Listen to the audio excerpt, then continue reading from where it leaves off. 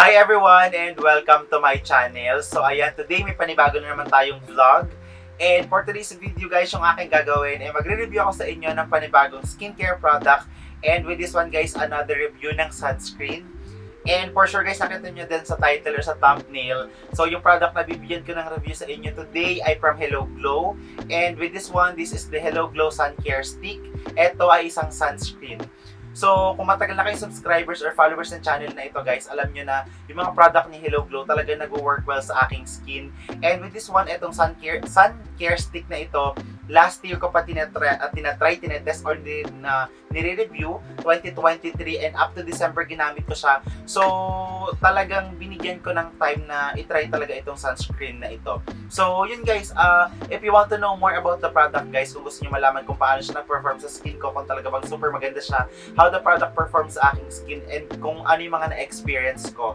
So, if you want to know more about the product guys, then just keep on watching. So, ayun guys, and ito na nga yung product na bibigyan ko ng review sa inyo today. And this is the product. So, as you can see on your screen, this is the Hello Glow Sun Care Stick.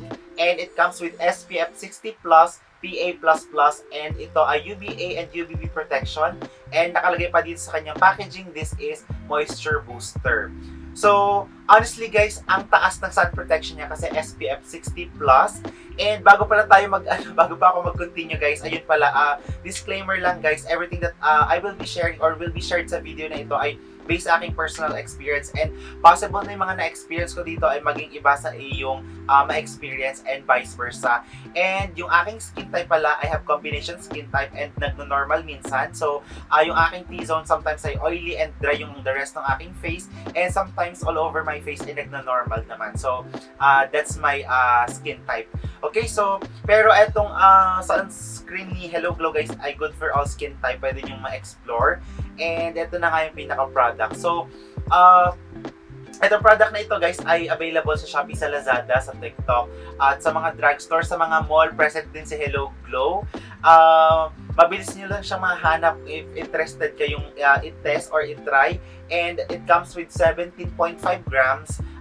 Upon checking sa kanilang Shopee account, ito ay nagkakahalaga ng 375, 300 plus. Pero, mind you guys, 300 plus, matagal nyo na magagamit ito kasi last year ko pag ginagamit itong sunscreen na ito, until now meron pa din siya. So talagang makakatipid kayo upon using the product. And yung maganda sa product ni Hello Glow, itong kanilang sun care stick, this one ay may mataas na sun protection. It has SPF 60+, and this one ay SPF tested. So hindi kayo magdadalawang isip na talaga bang SPF 60 itong product na ito kasi tested yung kanyang SPF, and this one is FDA notified. So safe na safe yung product. And by the way pala guys, this is not sponsored, this is not PR. And itong product na ito ay binili ko ng sarili kong pera. Okay? And yung maganda pa sa product ni Hello Glow, this one daw ay paraben-free, cruelty-free, vegan-free, and alcohol-free. And once you open the product, pwede mo siyang magamit for 12 months. And ito yung kanyang pinaka-packaging guys. Actually, pangalawang bili ko na to kasi ito yung isa. Kapag inopen mo siya kasi, kapag inopen mo na siya, wala na itong pinaka-plastic sa labas, hindi mo na mababasa yung mga ingredients niya. Pero kapag bumalik kayo ng new product ni Hello Glow, itong sun care stick, everything naman na information ay nandito sa kanyang packaging. So, basahin nyo na lang. And this is how it looks like. So, yung mga information naman nakalagay dito. And yun. And ito naman yung mga hina-highlight na ingredients dito sa sunscreen ni Hello Glow. So, una meron doon siya sunflower seed oil, merong castor oil, vitamin E, vitamin C, and Centella asiatica. So, in-incorporate nila ito ng mga magagandang skincare para hindi lang siya sunscreen, bagkos nakakatulong din siya para mapaganda yung ating skin. And meron din siyang Centella asiatica. And yung Centella asiatica talaga napapaganda din ito yung ating skin. It has 4 sunscreen filters, which is totoo, na-check ko nga siya kanina. No white cast kapag in-apply nyo. Blurs out pores. Yes, nakaka-blur siya ng pores. Satin finish but moisturizing. Medyo 50-50 ako dun sa claims niyang yon. Serve as a primer makeup. and controls oiliness. So, yun yung other claims nitong sunscreen ni Hello Glow. And now na nga, pag-usapan natin itong sunscreen ni Hello Glow. So, una guys, ang ganda nitong product na ito. Sabihin ko na sa inyo, nagustuhan ko itong product na ito. Una, kapag ina-apply siya, it easily glide on the skin. Kapag ina-apply siya, mabilis siyang i-rub or i-apply sa skin. Hindi siya yung tipo ng sun care stick or sunscreen stick na nagbubuo-buo kapag in-apply nyo. So, it is very easy to glide. Talaga may thin finish siya kapag in-apply nyo. And pag in-apply nyo sa skin, para siyang medyo waxy or parang medyo parang siyang primer. Parang ganun siya kapag in-apply nyo siya. And true to its claim na pwede siya maging primer kapag magme-makeup kayo. Kasi ganun ko din siya ginagawa. Na-try ko na to na maraming beses na ginagamit ko siya as primer kapag a-apply ng makeup. And it worked well naman. So, kapag in-apply siya, nagbe-blur out nga yung aking mga pores. Pero, hindi naman OA na nabe-blur niya yung aking pores. Parang, ma-feel ko na parang somehow na nabe-blur niya, pero andun pa din naman syempre yung pores ko, hindi yung mawawala. Pero it somehow na nabe-blur niya yung aking pores. And yung maganda pa sa sunscreen na ito, wala siyang white cast. So kapag in-apply nyo, hindi kayo magbumukhang multo or hindi mamumuti yung inyong mukha na akala nyo nag-foundation na kayo. So with this one, white cast. So when applied naman sa skin, kapag inamoy mo siya, wala siyang fragrance sa matapang. Naaamoy ko siya as fresh, as parang herb, parang ganun ko siya naaamoy, and very fresh lang siya, not overpowering. Kung kayo may sensitive na ilong, okay na okay siyang gamitin.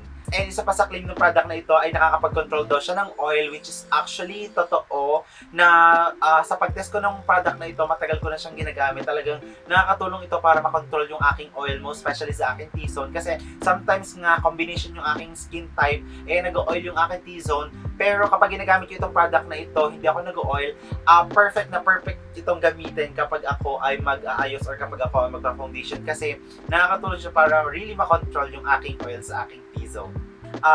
This is the packaging. Nakalagay siya sa ganitong maliit na lalagyan. You just have to lift lang ito, angat nyo lang siya, bubuksan nyo lang siya, and lalabas na yung product. And you have to twist this one. Nakikita nyo itong color pink na ito. Ito-twist nyo lang siya, tapos lalabas na yung pinaka-product niya. So, ayan, twist nyo lang siya. Ayan, nakikita nyo ba sa inyong screen? Ayan, lalabas na siya. And i-rotate back nyo lang para pumasok yung pinaka-product niya. So, yan, pakita ko sa inyo kung gano'n na yung nagamit ko. Ayan, as you can see, ito na yung pinakasagad niya. Ang dami ko nang nagamit sa sunscreen ni Hello Glow. And kapag ina-apply naman siya, guys, ayan, iti-twist nyo lang siya. Huwag nyong i-twist ng sobrang bongga or huwag nyong ilabas lahat ng product. Mag-iwan lang kayo ng konti na litaw yung pinaka-product niya para hindi maputol yung product. Kasi kapag inilabas nyo lahat, possible na maputol yung pinaka-product niya. So, konti lang, and then, i-rub nyo pa ganun sa area na yan, sa mukha, sa likod ng tenga, sa leeg, hanggang sa bato. Kasi, guys, ang paggamit ng sunscreen, ay gumagamit tayo ng sunscreen everyday. Ang tamang pag-apply nito, ay kapag nakapag-apply na kayo ng skincare, palaging ang sunscreen ay ginagamit sa top layer or sa top layer siya ng skincare. So, kapag naman magpa-foundation kayo or magme-makeup kayo, sunscreen muna bago foundation or makeup. So, kung hindi naman kayo gamit ng mga makeup sa skincare, complete skincare, tapos i-apply nyo na siya as top layer para mag-protect siya na yung ating skin. So, yun.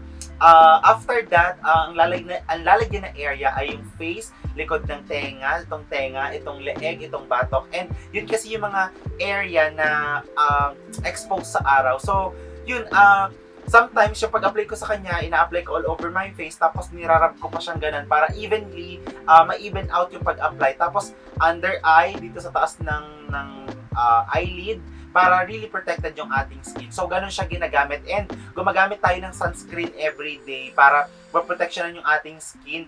At kahit maaraw, kahit maulan, gumagamit tayo ng sunscreen, and every day siyang ginagamit. All age gumagamit ng sunscreen para maproteksyonan yung ating skin from UVA at UVB.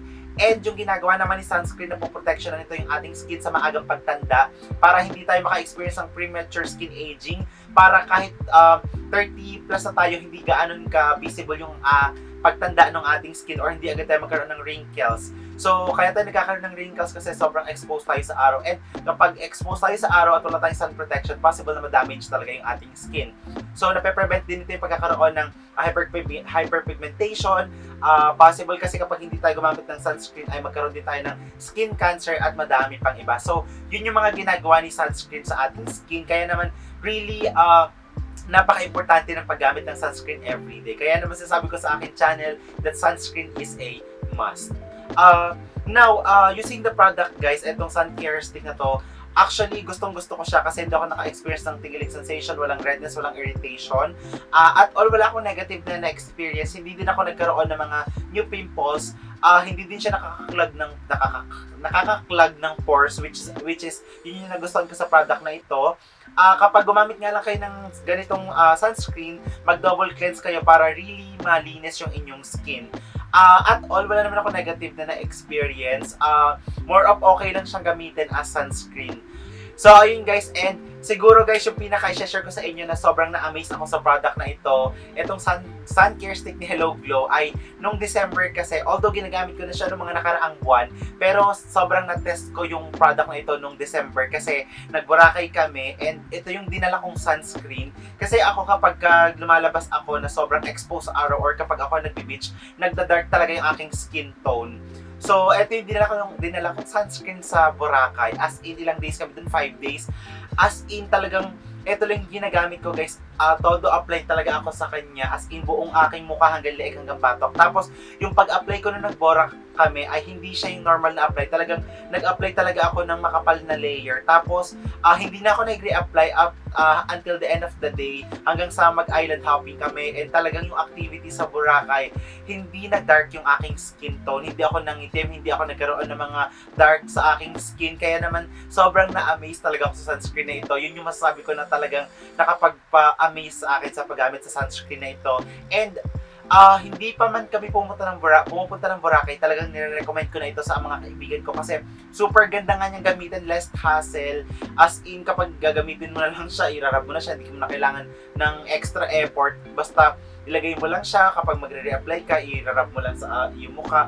And yun, ganun siya gamitin. And sobrang na-amaze talaga ako sa product na ito. As in, nung umuwi ako sa Laguna, naisip ko na, sabi ko, grabe, hindi ako nagkaroon ng mga, hindi nangitim yung aking mukha, mas nangitim pa yung kamay ko kaysa sa aking mukha. And that nakapag-realize sa akin, ang ganda nitong sunscreen na ito. As in, the whole Bora trip namin, ito yung ginagamit kong sunscreen sa aking face.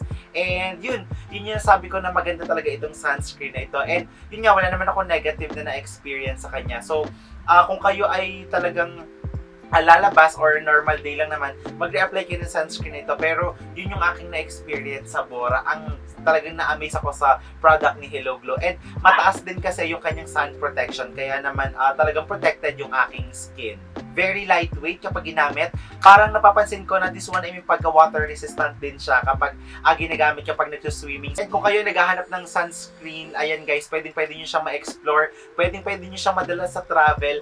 Hindi kayo mahihirapang dalhin siya kasi yun nga, di open cup lang siya. Hindi siya kagaya ng mga liquid na pwedeng matapon. With this one, okay na okay siyang gamitin. And pwede nyo madala sa inyong travel. And pwede nyo siyang ma-explore kasi promise guys, hindi kayo madidisappoint ng paggamit nito. Pero, yun, depende din case to case basis din, depende sa skin type and skin condition. Pero, personally, super ganda na naging effect nito sa aking skin. And, yun, possible na yung mga na-experience ko might be different from your experiences and vice versa. So, yun yung mga na-experience ko sa paggamit ng product ni Hello Glow, itong sun care stick. And so far, so good, and I love the product. So, yun yung aking mga experiences, yun yung aking mga naranasan sa paggamit ng product ni Hello Glow. And baka may hindi ako na-share sa review ko dito guys, pwede nyo i-comment doon, itanong nyo. And of course, sasagutin ko yung mga questions nyo. So, yun yung aking mga na-experience. And sana ay nakapagbigay ako ng idea sa inyo if you're going to buy the product. So, yun guys, and I think that's all. Mag-comment na lang kayo dyan kung kayo may mga katanungan. So, that's all for today guys, and thank you so much for watching. And of course guys, kung nagustuhan niyo yung product review ko sa Hello Glow Sun Scare Stick. Yun guys, please don't forget to give a thumbs up this video. And huwag niyong kalimutan mag-subscribe sa akin channel. There is a red button for subscribe. And of course, don't forget to click the notification bell para once I upload a new video, you will be notified. And that's all. And thank you so much for watching. Bye-bye!